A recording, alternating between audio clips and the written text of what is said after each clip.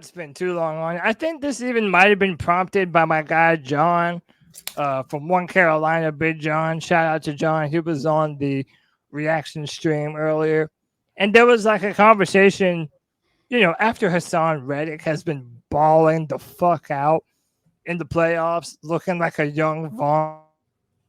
The It's cutting out, folks. Burns. Cutting out. He said this. He said Hassan Reddick's looking like a young Von Miller. And now, Cody, you cut out. Tell us what you said after that. Yeah, and now people are questioning, is Brian Burns on the same kind of level as a Hassan Reddick? And his brother, Hype Man Lucci, vehemently came to his defense on Twitter, man. He said, I'm good with fans having opinions about my brother. It's the nature of the business. But some assholes got to be put in place every now and then. Even though my brother will never address you, I will. And I don't give a damn where you want to take it. Keep pounding. I like it. Good big brother. Good big brother right there. Yep. Mm-hmm. Yeah. I'm curious to see. I would be very interested. I'd love for him to come on the show and just without a gotcha. It's not a gotcha segment. It's not a moment to be critical about Brian Burns or anything. It's just, what were those assholes ultimately saying that really prompted you in this moment to be, what's the difference between the opinion and the asshole in that take? I'm wondering what that was. We talked a lot about Brian Burns going forward as the importance of this team. Some people brought up this is that he was not at the press conference today. Dude's but then I saw training. other people say that he was in Hawaii at the Pro Bowl. Yeah, that's what I was going to say. Yeah, he's probably doing So I don't know, and nor do I really care. I'm interested. What do you think? Why do you think he's this upset? Just that, man. Why do you think that because this is prompted. You guys all said good job right here. Older brother coming and doing this. But what do you think that take was that goes beyond someone's measured opinion? What was it? It can't just be that we should have kept Hassan Reddick because that's a legitimate conversation. He had 17 and a half sacks this year. You can't be like, that's stupid. Dude, it's social media, man. You have heard the Friday free-for-all. Fans have some wild opinions, man. And they're not afraid of voicing them. Yeah. So okay. Just curious what it was. A lot of people wanted to trade Brian Burns next year. Interesting stuff. Well, What's if you were next? getting the offers for him, I mean, I can understand why people felt that way, but I mean, it's hard to argue. I mean, I know it's, when, Tony, you've had a maybe differing opinion on this, but when you look at the numbers he's put up better numbers than anybody in our franchise in the past 7 or 8 years. True. I've been dropping, and I'm trying to stick with this. Hopefully, I will keep my momentum. On YouTube, we're getting in the shorts game a little bit. If you guys can thumbs up when you see some stuff, and really just inform me if you like the content or not. Like, I mean, in a nice way, is like, do you want something different? What are some ideas we can continue to deliver this diverse content? But what I've been trying to do is half of it has been stealing from this little desk count. Don't tell them because they'll probably try to charge me. And I've just been trying to make a daily trivia question and a little short that's just fun. Today's on February 1st, or yesterday's because it just turned February 1st. 131 was who was the sack leader for the 2020 Panthers with 9 sacks, and it was Brian Burns. Right. So you're right, is that he has been the guy consistently. Yeah. It's just that last year it was Reddick. So you couldn't ask that question last year. But at the same time, it was only 9. Well, I mean, he's been good. He's been a very good player. What I mean, and what my point is that can we put the Shaq up and I continue, CK? I would say that as a collect, what I mean is over his first 4 years, there, even if you go back 8 years, right? Like Shaq Thompson, or not Shaq Thompson, Brian Burns would have been potentially has one of the best stat lines, even going back 8 years. We were good in 2017, right? For total stats. That's my whole point is he's what 9, 18, 27 plus what do you have this year? 14, 15 He had his sacks? best year this year. So he's already in 4 years averaging over 10 yards per year, even though, it was 9 the first 3. Okay. No, he's been he's important to our defense. He's been very consistent. And this is how I would argue it is like you're saying is I've been critical a little bit or maybe whelmed at times by Brian Burns as just a superstar. I think he's kind of a star. I don't think he's a guy that across the league, if you weren't a Panthers fan, you would be like, oh, Brian Burns is the dude. Maybe some people would that saw him in the division. But I do think this is that today somebody brought this up on Twitter, and I hope we have the slide. I threw it in there, and that was about Shaq Thompson and the necessity of him renegotiating his contract. I think it was in response to that David Newton tweet. But the thing that I thought was, and I wasn't trying to be combative, I want to ask you guys this. Somebody said, look, Shaq, and this is actually the real question about Shaq, is that we have had such great linebackers in our history. And we have been certainly spoiled. I mean, we've been spoiled from Dan Morgan all the way till Luke Kuechly's exodus in so many ways. And sometimes people say we hold that against Shaq. So he says like, hey, he's better. And he said he's better than people get it credit for. He's not he called him a jag, just another guy. But I think there's a little legitimate conversation to ask. Is Shaq really better than average, or is he kind of just of another guy? And I'm not trying to be mean about it, but I think Brian Burns has been more of a star in his time as a Carolina Panther than Shaq Thompson has. 100%. Yeah, I agree. But here's the other part that I'll say with regard, to Shaq Thompson's credit, he's made it through potentially 3 coaching regimes, multiple defensive coordinators. He's got his first contract.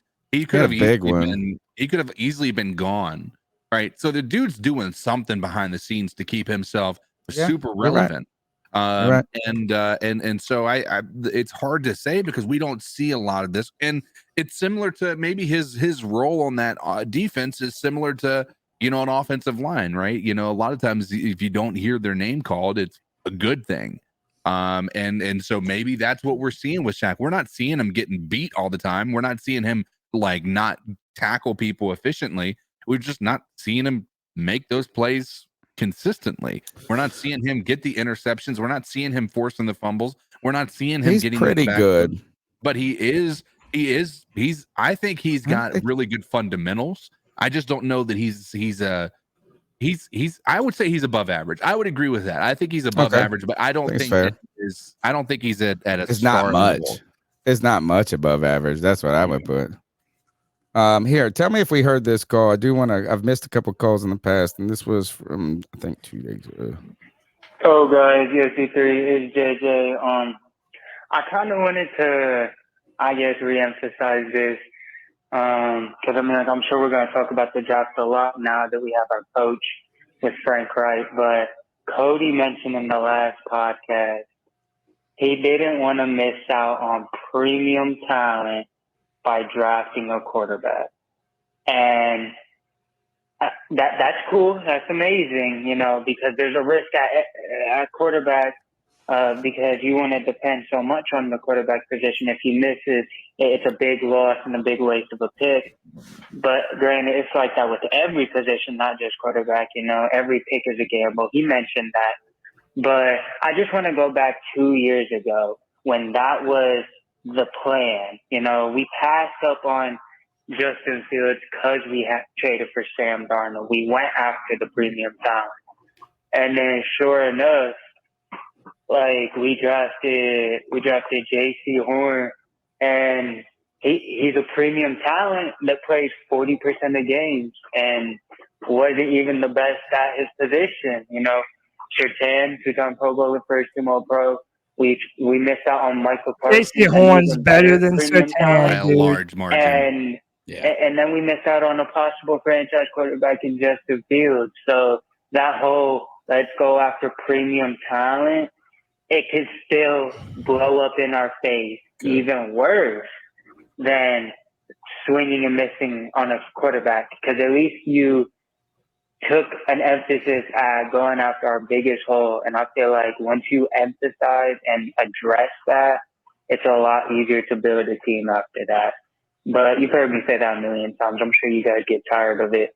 Love the show. Love everyone Y'all there. both can be right. Sorry I missed the Friday free for all. Use code C3 on PrizePicks. You all know that. Just keep on. That's a radio pro right there. He's a podcast pro. We got him dropping the. Both can be right. What do you mean both can be right? That or both can be both. Actually, you both can be right. Right. He can be right, and y'all can be right. I agree 100 about y'all and JC and Sertan. It is unfortunate that JC has not played as been healthy the whole time. That is unfortunate, but I think in the sample set we've seen, we feel better ahead. That like I'd still probably make that pick, and just hope that JC didn't have the injury history. Sure. But I think where he can also be right is that don't deflect and use sleight of hand of a pretty good player, because he hasn't been healthy. He's not like a Hall of Famer all of a sudden. He's not Pro Bowler all of a sudden. Don't use that as sleight of hand, as we shouldn't have taken a quarterback. But is that if you would have hit or even come close to hitting on a quarterback instead of JC Horn, the team would be significantly better at this point. Imagine if you had Justin Fields right now and you were picking at 9. Right. Are you in a better spot today if you are the Carolina Panthers with the exact same team? And I know that's a trivial example because the team would not be the same.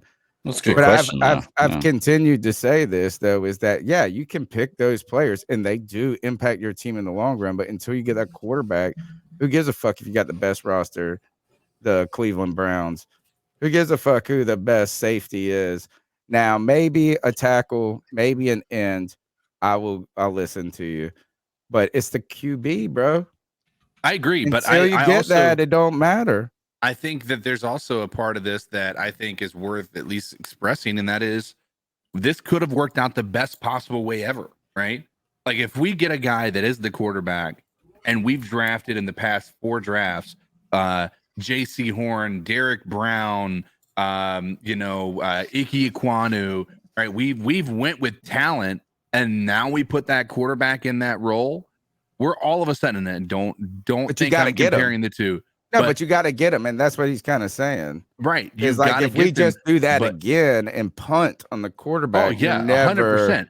Yeah, you've got to take the shot. You can't continue to recycle these quarterbacks. You've got to move on to a guy you think is the future of this team, and you can't continue to just go out and try. Like all of a sudden, we're going to start to be the place that quarterbacks go to die. Right. At some point, that's what we're going to be.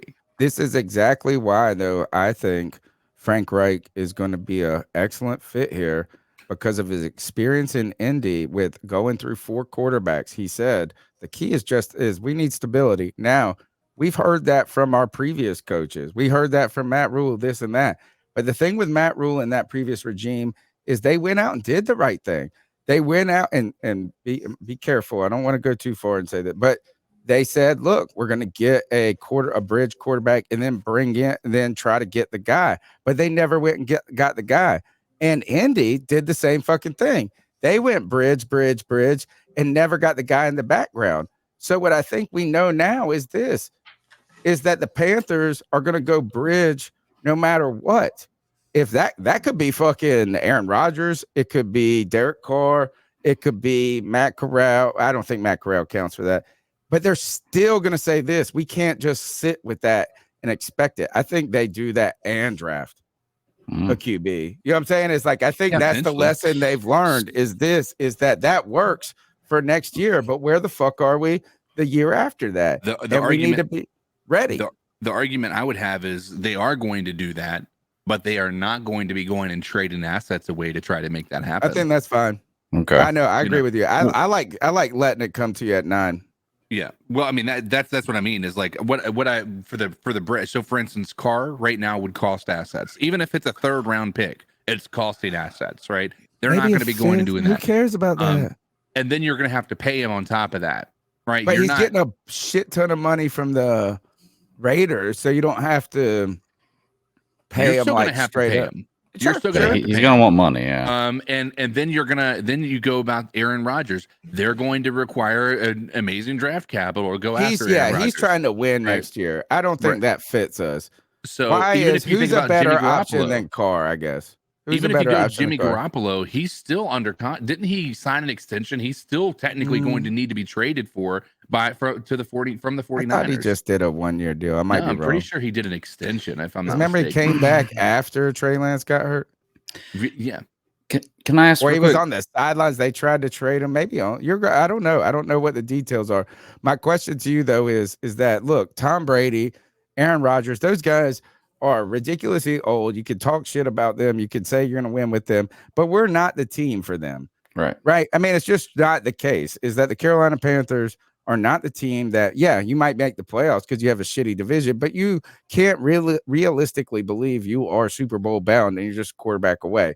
If you look at the Carolina Panthers and say that, you're fucking an idiot. So I think this is where is that quarterback has to be kind of in that Sam Darnold, Geno Smith, Derek Carr type range, or you risk it for the biscuit with Matt Corral and a rookie. And I don't even know if you want to do that. Why do you want to be an asshole to a rookie like that? Even if you get Will Levis or CJ Stroud at 7, what has everybody told us? They won't need to throw them wolves to the fire right away. But why not? That's what they trained for, is to come to be an NFL quarterback. I mean, I don't understand. How many of them you watch get killed? I don't understand this desire to say that you have to have a quarterback sit for a year. I just don't get it. You don't have to. That's what I'm saying. Like you definitely have to. Here's my question though: is Frank Reich is this quarterback whisperer, right? So if we're talking about Frank Reich bringing in a bridge quarterback and drafting a quarterback, does that mean everybody's just totally out on Corral? Like he's done? Like no, well, that's the fear. Because if Frank Reich's a quarterback whisperer and he does that, that means Frank Reich's out on Corral too. That he doesn't like what he sees there either. Well, he also talked about how much he coveted competition during his press conference. Even if they do draft a quarterback like Will Levis or Anthony Richardson, I tell you what, I fully expect Matt Corral to be a part of a bigger competition this year than whatever the fuck he was a part of with Matt Rule last year. We should probably look for any trinket or tidbit of nugget of information as we go forward in the next 7 months, regardless of who we draft. As long as Matt Corral remains on this roster, we should be looking for stories that say, oh, Matt Corral and Frank Reich went on playing golf together today. They've become, we need to look for anything. And that's what Matt Corral, he has the advantage right now of being on the roster. Right. So like he could say, I mean, hopefully he could just say this is, look, I ain't done shit in the NFL, but I'm here ready to work. I've been here. I'm hurt. Right. I know that, but I'm trying to get better. You don't like draft whoever you want to draft, bring in whoever you want, but he has the advantage of getting the playbook early. Not even just that. He is the starting quarterback right now. Right. Yeah, as we speak.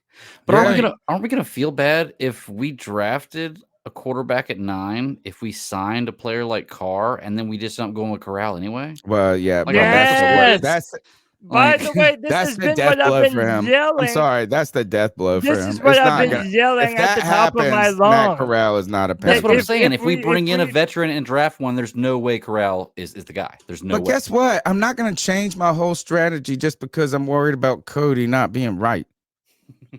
I mean, yeah, it kind of sucks. It does. That would kind of suck. And it is the unfortunate part of the world. But if that happens, don't expect Matt Corral to get a real. You know what I'm saying? Like if you bring in Derek Carr and then you draft a quarterback, it's pretty simple. Those are the guys. And Matt Corral, sorry, bro, you might even just be cut. You might not even get traded. Yeah. You might just get cut. He might not even be a dude, if I'm Matt Corral, I come. If I'm Matt Corral, I come showing out, letting everybody know, hey, I'm the fucking shit. Yeah. And I don't give a shit if you like it or not. I'm about to show everybody. Well, he has to do that. I ain't gonna take no for an answer.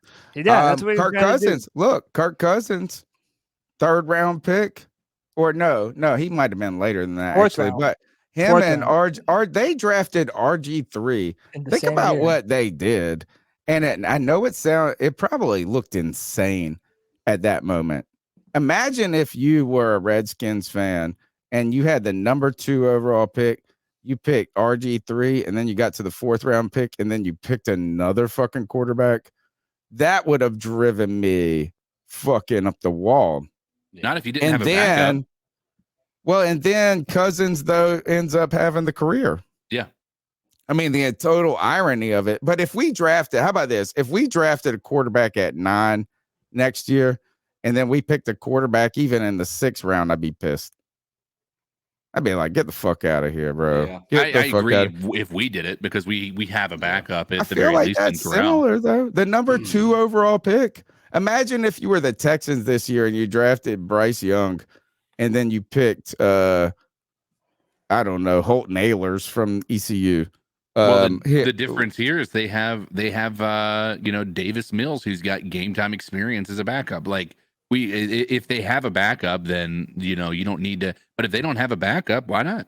Go, especially if that's somebody you saw as a potential, for filling a role that you need. I mean, I don't see any problem with that. We draft people all the time in the 5th round just to be backups for us. Yeah, I mean, I'm sorry, man. I don't want to do that at the quarterback situation anymore. I'm tired of it. Actually, I don't know. Actually, I'm very interested in that. We'll continue to monitor that. But you're right, Greg. You're asking the right question about Matt Corral. Mm-hmm. Is that Cody has a lot of good reasons to take the position that he does about Matt Corral being the pick that they made last year. Like, he was there was a reason he was that pick, that they traded up for him. And there was also a reason that he fell, because he missed the bowl game because of an injury. There are also concerns about him going forward. But if you bring in a veteran and you also draft a quarterback early anywhere, I mean, it's just sorry. I mean, it's just the unfortunate part of the game. And the also unfortunate part of the game is Steve Wilks was really, really good for this team. I mean, he did it was kind of a Herculean task. And they asked David Tepper when he fired Matt Rule if what Steve Wilks would have to do to get the job, and he said he's going to look at him, but it's got to be fucking phenomenal. And it was 1 or 2 games short of phenomenal. Steve Wilks did not get the job while Frank Wright was hired, but D'Amico Ryans is now, it looks like, heading to Houston, which opens up 49.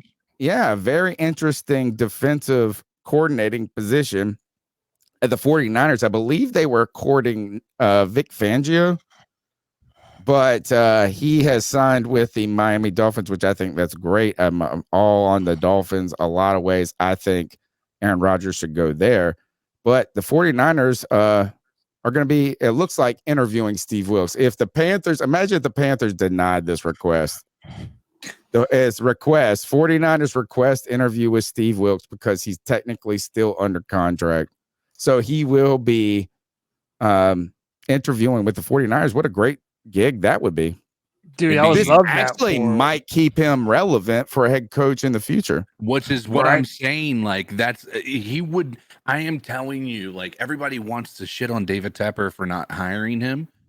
David Tepper gave him a fucking golden opportunity by being the interim head coach here, and Steve Wilks took advantage of that, and he did everything he could, and now he is being looked at to be the coach of the defense for one of the greatest defensive teams in the entire NFL. Most talented, one of the most talented. So, I mean, right now, I know everybody is like, I mean, not everybody. There is a large contingent of people that are just really upset that Steve Wilks didn't get this position. Steve Wilks is coming out on top. Well, I mean, I wouldn't say, if he would have been the head coach of the Carolina Panthers, he certainly would have come more out on top. But I am rooting for him to get, well, I mean, you know what? A head coach is a head coaching position. You just got to take it when you get it. I mean, It's the real deal. It is the premium coaching position on the team. Like, so any head coaching position is technically better than an offensive coordinator position, unless they were just paying you more. Right. Then I guess we got to talk money. But in title and prestige, being the head coach is better than being a coordinator. Mm-hmm. But I tell you this, is that if you're not going to be the head coach of a bad team, hey, what would be awesome to be an assistant coach, a coordinator of a very good team. So if you're gonna land, I feel like he's landing on his feet here. Yeah, I agree. And I'm rooting for this. I want this to be I want him to get this job. I will be interested in watching how he executes as defensive coordinator. We don't have a terribly large sample set of him being the defensive coordinator. He did it for us for 1 year. Then he went to Arizona and was the head coach. And then I think he took on, I don't think he was a coordinator for the Browns. I think he was then assistants. And then he came to us as DB's coach the second time. Yeah. And his time here in Carolina was, you know what? He did pretty good with a mixed lot, but he had to blitz. Like, we could not get any pressure. You remember he just blitzed and blitzed and blitzed and blitzed. So I remember it was it was like we had a good defense, but it wasn't great. And he manufactured it. Yeah. It was an interesting because I remember that year we weren't like a great defense, and he got hired as that head coach. And I think many of us were a bit surprised when he got the head coach nod after 1 year of defensive coordinator for the Panthers. I agree. So, good stuff. I don't know if Cody left here. Let me just let me check this one call. Let's see. I don't want to skip this guy. One guy. I've been skipping one person by accident. My thoughts on the Panthers podcast today. I think that coach was talking directly to Anthony Richardson with the RPOs, getting out of the pocket, being able to teach him how to read the field, make those throws. Definitely think he was talking to Anthony Richardson. I believe we're going to draft him at the 9th pick. And I believe after that, I think he's going to beef up the defense a little bit more than we expected. That's my take on what he was saying. He did a good job in my eyes. And I like the fact that he was overly hyped about getting started. And the fact that he was around Sam and he knows what it means to keep pounding. That's a little bit. Well, I'm going to leave that there. But talk to you guys later. All right, man. Thank you for the call. I think with AR-15, like you guys, a lot of people in the chat, not in this chat, but yeah, they're probably in this chat right now. Anytime I just pick these people, and I'm not super attached to them, but I like the Levis stuff. You know what I'm saying? Like, I know people say he sucks and that's terrible. And people, anytime I mention Levis, this is kind of like my theory, and it's just a fan theory with very little tape and research, just a highlight video here and there. Is I what if we had Carr and drafted Levis, and then Levis is the next guy? Like, I could actually see that potentially working. And then people run me out of the building for that shit. They run me out of the building for that. AR-15 at 9 is rich. I think that's rich. And I almost feel like this is there, or I'm going to ask you, Cody, because you are the drafter. Is there a possibility that Levis, I know he is a guaranteed top 10 pick, but say something weird happened, could he fall to the second? And really, is AR-15 very good, but should he be a second round pick? There's always somebody. I feel it's very possible that both of them could end up being second round picks. Oh, I agree. Especially if people continue to sour on Will Levis for reasons we spoke about before. Another thing about Anthony Richardson is he's only been a starter for 1 year. And a lot of that's a red flag to a lot of people. Normally, ideally, you would want your quarterback to be a 3-year starter. Obviously, that's not going to be everyone. But yeah, only one season as a starter for the Florida Gators. In my opinion, they both represent a lot of physical upside. But yeah, you just don't know if you're getting a finished product or not and how long it'll take to develop them. So yeah, I could see them falling in the draft. How Um, far? I don't know. I want to just hopefully I can find it super quick. This is it. All right. So I hope that Anthony Richardson, I have nothing against him or for him. You know what I'm saying? Like I don't have a dog in the fight in this. But it just seems like this is people love to dog on Levis, and then all of a sudden Richardson could be this diamond in the rough, which is fine. Maybe it's the case. But this is this like right here, this video, people trying to whatever. This video has been floating around right now, and they're like, oh my God, look at his arm strength. That's what okay. I mean, he might do, but like, is this? I mean, like, look, this is a very good throw. But I mean, are you just look? I mean, yeah, dude. No, but here, this is the tweet. It is floating. No, this tweet was going around. Oh, where did it go? They were going on. They're like, look at this bazooka. And I was like, well, I mean, yeah, I mean, he might have a great arm, but is that truly? I'll find it in just a second. But you know, I hope he is. I hope he's fantastic. How big is he? I think we just want things to happen. That's it. 6'4". Okay. So honestly, it kind of sounds like he's. I hate to say it. Kind of sounds like he's kind of a Cam Newton-esque type player. That's where a lot of people compare him to. Run the ball well, big guy, but has a cannon, but doesn't necessarily throw the ball great. It sounds like a Cam Newton. Right. That's actually what a lot of people compare him to. That's a very big. Yeah, that's a comparison that is pretty accurate. Outside of the success of Cam Newton was one of the greatest college football players in the entire history of this college football. Yeah. And so I think it's a compliment to AR-15 and maybe a little slight to Cam Newton. Yeah.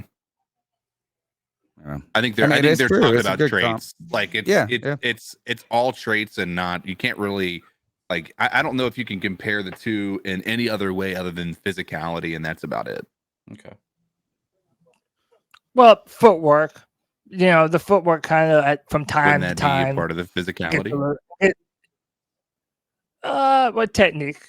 Physicality I define as your ability to do things physical, running, jumping, that kind of stuff, which it does compare to Cam. But a lot of the technical bowling motherfuckers over like Cam was.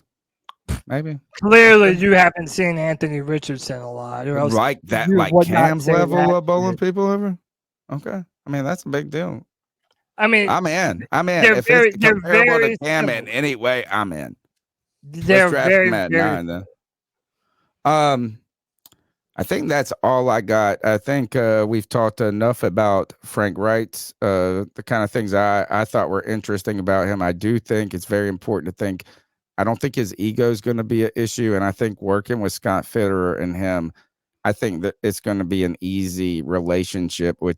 And I think Scott Fitterer is coming from one that was probably more difficult. So for him, he's like, I got this, bro. And Fitterer is probably saying the same thing. He's like, I was dealing with fucking Matt Rule before, so I'm ready. So these guys seemed relaxed. We'll look for some of the things that we talked about. We've argued a ton tonight. We talked about really the NFL news already. We've talked about that. We talked about Brian Burns. Did we miss anything on y'all's hearts about the Carolina Panthers? And then let's go to these ice up picks. I don't think so, man. It's been an eventful day. I'm tired. I'm happy that the search is over. Yeah, you were big. Yeah, that we get to move on, and that now we know kind of the direction that we're moving in. And yeah, man. Mark this down. If Frank Wright wins the games that you guys said he should win, right? Somebody said 10 wins on the call. If he wins 10 wins, go ahead and write this down. David Tepper is going to be working for that new stadium. First 10-win season that happens, I promise you, new stadium talks will happen. That's all I got to say. Yep. Can we go to these ice up picks, guys?